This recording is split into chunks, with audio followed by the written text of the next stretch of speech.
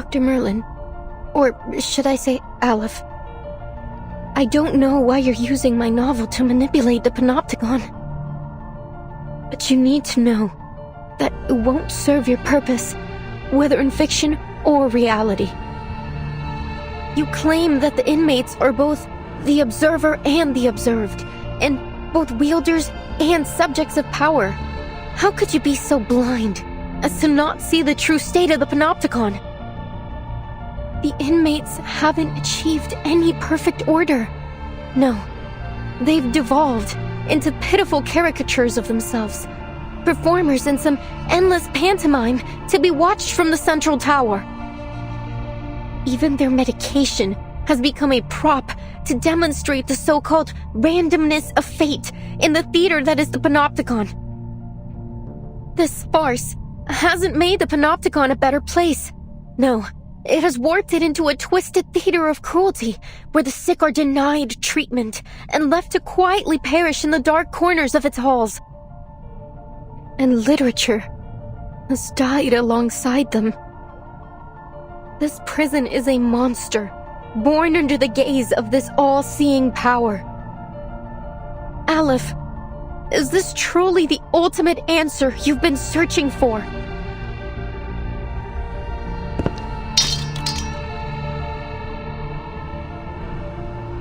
What? Are you suggesting that this is the answer I've reached? That my experiment has been a failure all along, and I've been too blind to see it? No, impossible. Foucault's theory is flawless.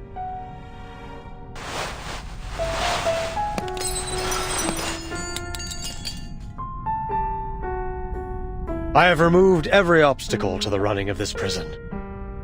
It is pure, sacrosanct. I have constantly re-evaluated the system, adjusting my instructions to my subordinates to ensure the most efficient maintenance of the established order.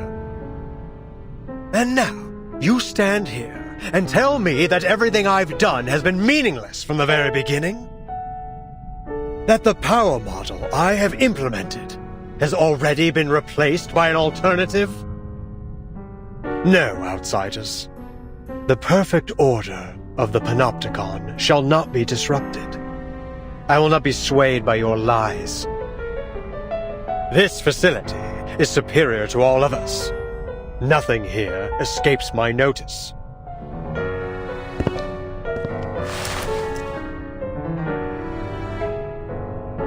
That said, it isn't easy to work a miracle, as we all know. I shall personally verify it all myself.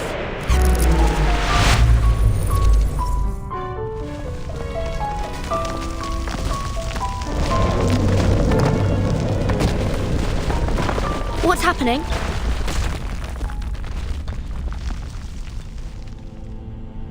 Visitors from another era. You have come here with plagued ideologies in an attempt to break the subtle balance of the Panopticon. But did you not notice the tiles beneath your feet? The cracks and water stains on the walls, constantly changing right before your eyes. This room, the previous room, every room, you have blindly wandered through them, seeing them as nothing more than the building blocks of a monotonous labyrinth. But this place was not born from the chaotic imaginings of a madman. No, every inch has been crafted through the meticulous harnessing of order and power. Every wisp of spider silk drifting in the wind, every speck of rust on the gallery rail. Every detail of the Panopticon has been built by my own hands. With this ever-shifting die, concepts may be transformed into reality, and ideals into substance.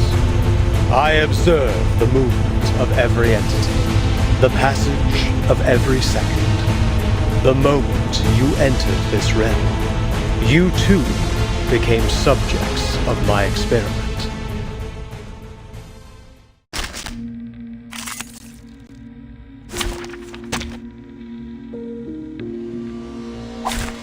Which of these darlings shall we attend to first? Admit it. This is all getting out of hand.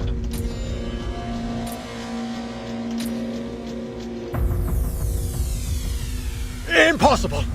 All is under the Dai's control. What may appear to be chaos is nothing more than a temporary deviation. Right. It's newly made this year. Regaining control of our bodies. Let's get it over quick.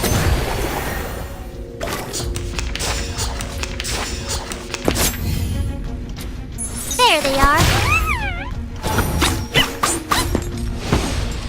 It's special, precise, perfect. It is far from perfect. You know that as well as I. Why else would we be conducting this experiment? I remember it's...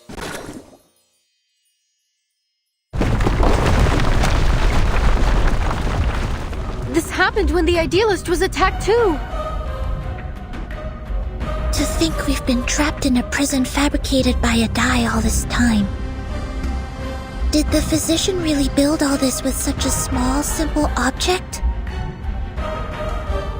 The distortion is getting worse. Prepare yourselves to fight or flee.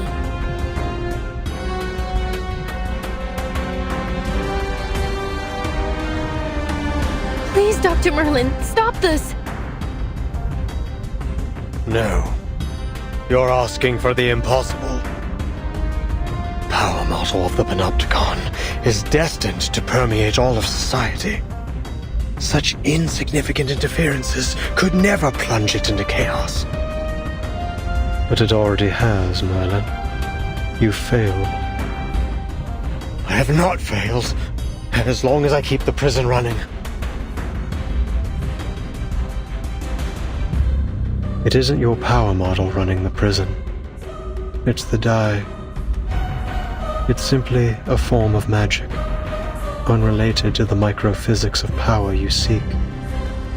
It provides no aid in your experimentation with power. It's a false hope, a castle in the sky given to you by the military junta and Manus Vindictae. Manus Vindictae? So you really are working with them. What exactly do you intend to do?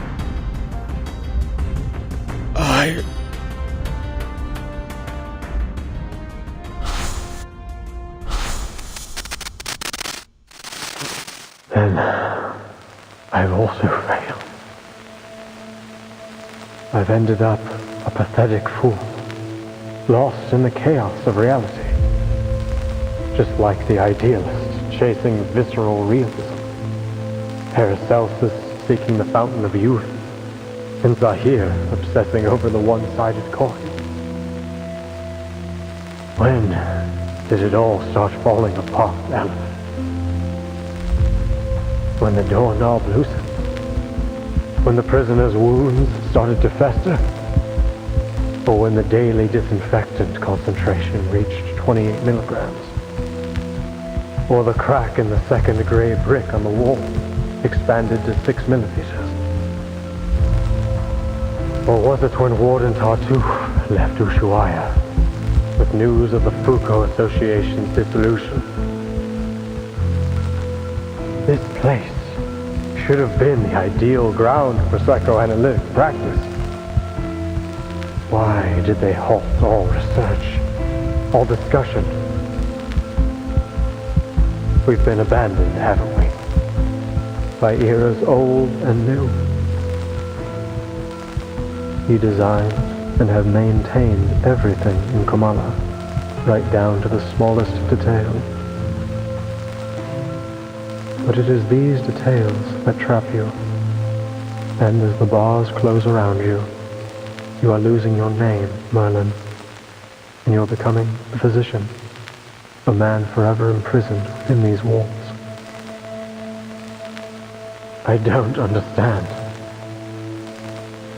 All these false eras are like a dreadful novel with no conclusion.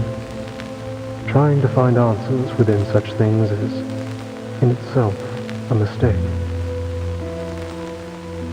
Much like them, you are destined never to attain transcendentality.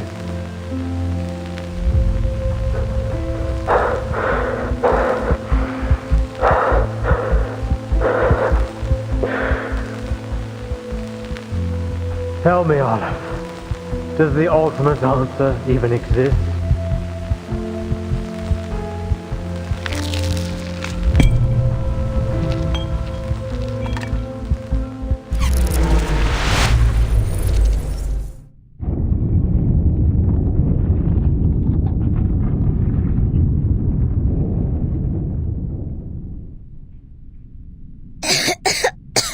Timekeeper, are you alright? Yes, and you? And Miss Recoleta? Are you okay? Miss Recoleta?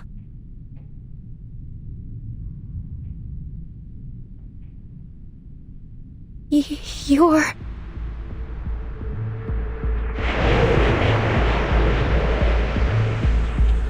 The word utopia derives from Greek. It means no place. People cannot understand the structure of the labyrinth, yet they continue to follow its paths. They cannot comprehend the mechanics of fate, yet they believe in its jurisdiction. As if, by doing so, everything will naturally fall into place.